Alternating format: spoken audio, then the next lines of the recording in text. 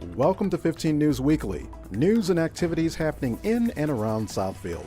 Here's your update. As the 2018 election nears, there are many issues that will make their way onto the ballot. Southfield's Empowerment Church, a local faith-based institution, recently held a forum panel discussion to share information regarding upcoming ballot proposals addressing redistricting, minimum wage, paid sick leave, and marijuana legalization. We are discussing the proposals, four of the most critical and controversial proposals. One is the redistricting issue that's going on in the 13th Congressional District. We have voters, not politicians, here to talk about how our districts are being chopped up by the politicians for their own political benefit instead of what's best for the representation of the people. Secondly, we are talking about paid sick leave and how private employers can be mandated to provide sick leave for their employees, which they are not required to do right now under Michigan law. We are also talking about the minimum wage increase. And minimum wage workers just received a raise in the beginning of the year, but until 2022, they could be earning upwards of $12 to $13 per hour if this millage passes, which is much needed so that we do not have the working functional poor. Lastly, and most controversially, we are discussing the marijuana issue, recreational use of marijuana in Michigan. What does that actually mean? What does it mean for those who wish to avail themselves of that law and for those who do not wish to avail themselves?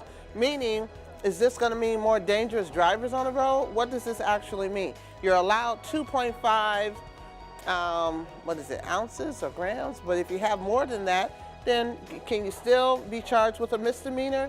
And how does this benefit people who do not have the marijuana, the medical exemption? How does this benefit society, period? So those are all very important critical issues that inquiring minds really need to know. This is called Know Before You Go because you need to have the answers to these very critical questions before you get into that ballot booth. Event organizers view the discourse as timely considering the weight and gravity of the issues discussed. Someone has said that voting is the breath of democracy. If it is the breath of democracy, we don't want to waste our breath or throw that away. It's such a very, very important part of who we are. The Southfield Historical Society continued its exploration into the Potawatomi Nation by hosting a Black Ash Basketry demonstration. This tribal tradition comes from an unbroken line of basket makers that has been passed down from generation to generation. Basket maker Kelly Church talked about her family's tradition, how baskets are made, and discussed the biggest threat to the black ash tree. I'm a black ash basket weaver, so we work with trees of the swamps. I'm a Anishinaabe. We make baskets from the trees of the forest. And so today we're going to pound on a log and show people how we get our growth rings. We're going to split a growth ring, make a community basket with all the participants that are here today, and I will talk about how the emerald ash borer is destroying the black ash trees. Kelly, along with her husband Jeff, demonstrated the many steps of making a black ash basket from tree to a finished product. If we started today, if we did everything by hand, it would take about 9 hours to make a small basket. So what we're going to do today is kind of rush everything through so we can do it in these few hours. But when I pre-prepare baskets, people can do it in a workshop in a few hours. Preparation is 75% of what we do because we're pounding on the log with the backside of an axe.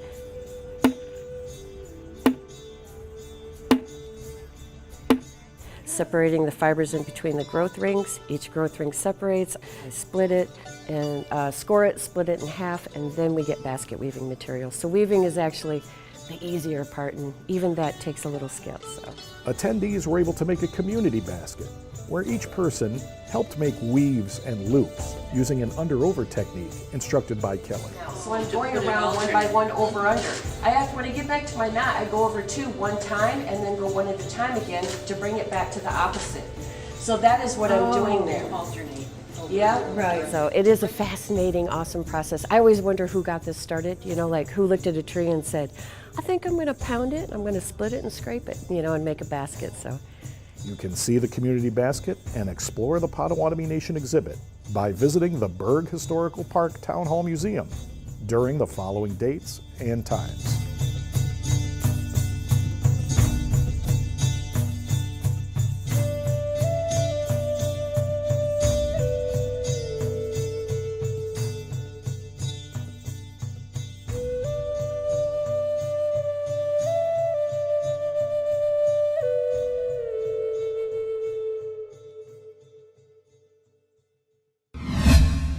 An essential skill for navigating the business world is the art of networking.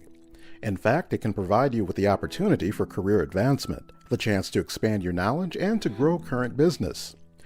Lawrence Tech University was the site of the latest Leaders and Innovators series hosted by WWJ's Murray Feldman and featured a panel discussion focused on the do's and don'ts of networking. It's kind of like human nature that we really don't want to go into a crowded room and talk to people that we don't know. And as two of them said today, don't believe what your mother told you about not talking to strangers. You need to talk to strangers because that's how you start to build a network.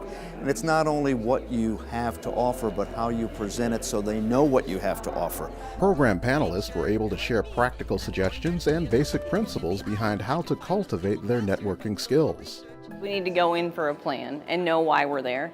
And it's not to take part in the beverages or whatever they're serving or presenting at the event. We need to be really specific around the types of people that we want to meet and have a plan for how we're going to engage with them. I think just being a human and having a conversation about, like, how was your day?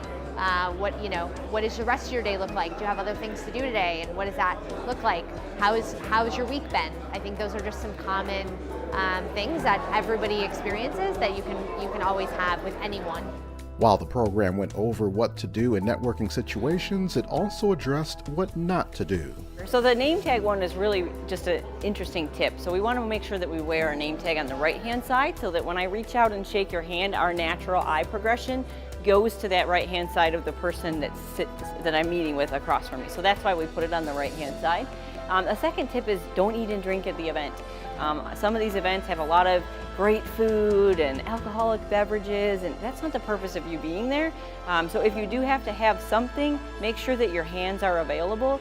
Eat before or after you've done your actual networking part so that we can make sure that we're being productive in our conversation. Biggest mistake that people make when they go networking is the not following up.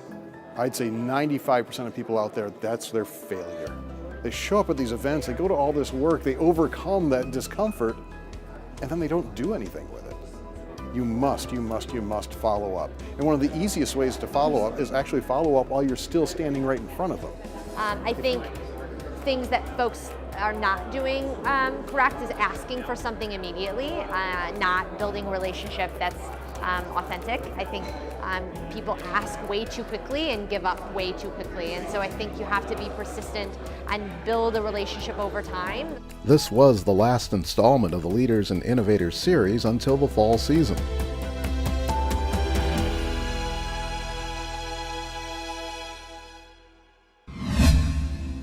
Now that we are well into the construction season, the Southfield 9 Mile Road project has officially begun. This means 9 Mile Road will be closed from Lasser to Telegraph for a full road reconstruction, water main replacements, a road diet, and full bridge repair. There will be local access, but for drive-through commuters, this area is a no-go. So 9 Mile between Telegraph and Lasser is ready to start. Road's going to be closing because of the bridge project in particular, so there's going to be no through traffic.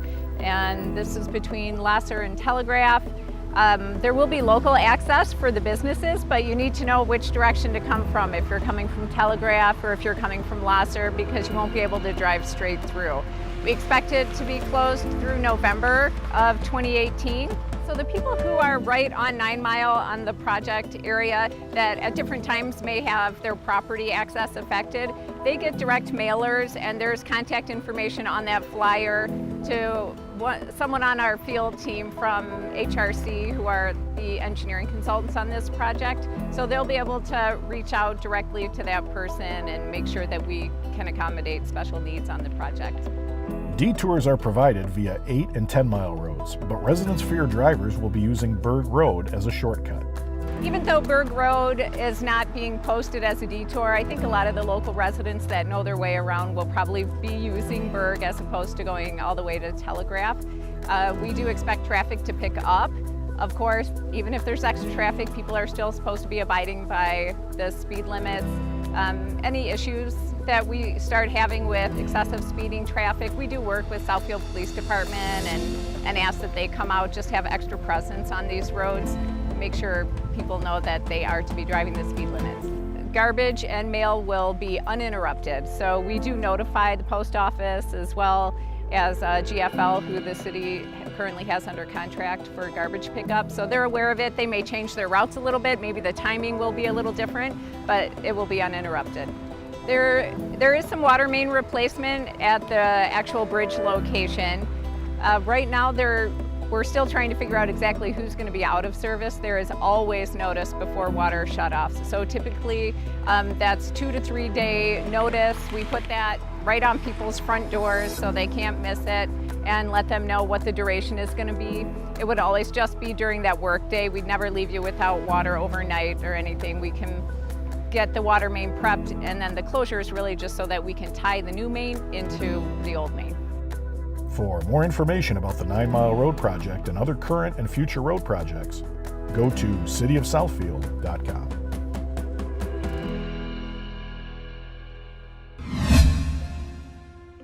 The red carpet was rolled out for the students and their families during the first annual Kennedy Learning Center dance, making it a night to remember. Tonight we are having a district-wide formal cotillion dance for all of the special education students across the district.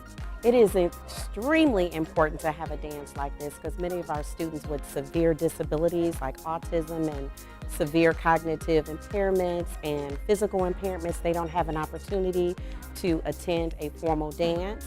And so this is their time to have a night to remember. When they come through the building, each child, or each parent too, is a star. So everyone's going to have their picture taken on the red carpet, just like celebrities do, because they are our celebrities. We're going to have a lot of food, a lot of dancing, because these kids can dance. They're so excited about this. When you walk through the school and you see all the kids, they're all excited saying, when's the dance, when's the dance, when can we dance? And so that's what they're going to be doing, a lot of eating, dancing, celebrating with everybody. It just all came together so beautifully. We had vendors that offered to donate dresses for our young ladies. The guys were also fitted for suits. So every young man in the school received a suit, an outer coat to wear, and all of our young ladies received dresses, shoes, accessories, and so we're just so blessed with the outpour of support from the community here. So we have totally transformed our school gym into this beautiful venue, and so we're so excited. We even said earlier today, hey, somebody needs to get married tonight. It's so amazingly beautiful in here. And so we came up, the school colors, the students voted on their school colors at the beginning of the year, and so we thought it would be most fitting to choose royal blue and black, and we just knew we wanted to make it extremely elegant for our most vulnerable students in the district, so we're just very excited. We just want to thank the district for being so supportive to all of our kids. The staff in the school has been incredible. They've let us do whatever we want to do to make this night happen for all the kids. The parents have been supportive. Everything has been perfect. And so this is just a time for us to remember and just celebrate these kids being themselves.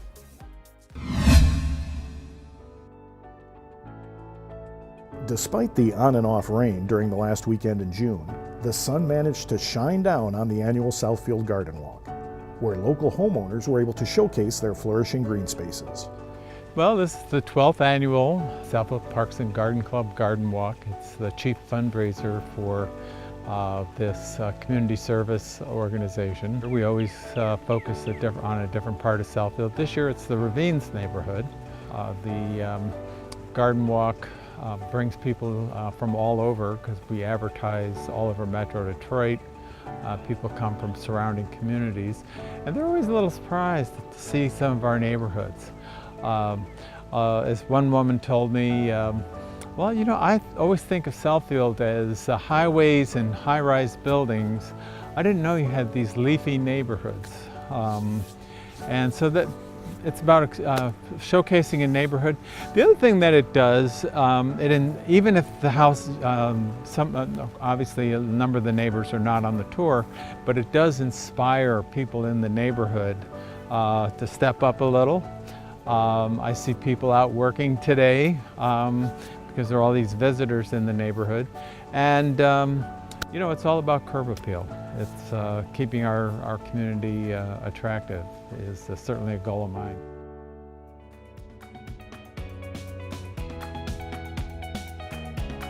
That brings us to the end of this 15 News Weekly edition.